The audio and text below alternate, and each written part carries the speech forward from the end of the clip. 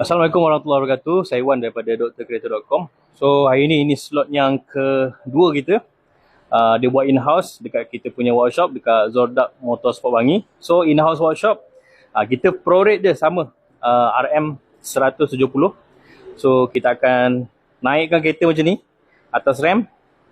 Okay, kita boleh check atas bawah keliling. Kat workshop lagi cun lah kita nak check. Tapi bukannya dekat on-site tak cun. Cun juga sebab kita akan pakai kita punya special tool, macam kalau bahagian bawah kita pakai endoscope apa semua lah.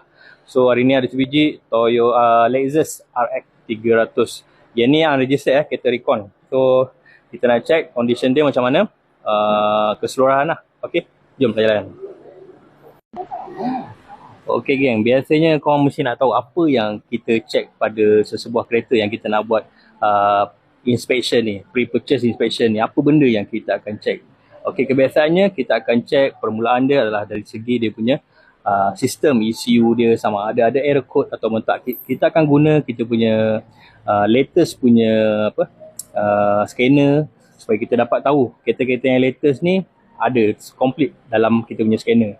Kemudian kita akan check dari segi dia punya exterior body, tengok ada kemek ke tak kan. Contoh pernah kena langgar ke, pernah kena sagat ke apa-apa ke, kita akan remark juga dalam kita punya report. Kemudian pergi ke bahagian engine, kita akan tengok sama ada harness, dia punya hose ataupun cecair dia, bendali, coolant, engine oil, dia punya gear oil, semua kita akan check. Kemudian macam kita di workshop, kita boleh check bahagian bawah dia sekali dengan lebih jelas lah. Kita akan check, kita akan jack naik dan kita tengok sama ada leaking, tengok bushing sama ada masih baik ataupun tidak. Kemudian kita pergi pada dia punya interior, kita tengok seat dia, dashboard dia macam mana, switch dia ada tanggal ke, door trim dia macam mana.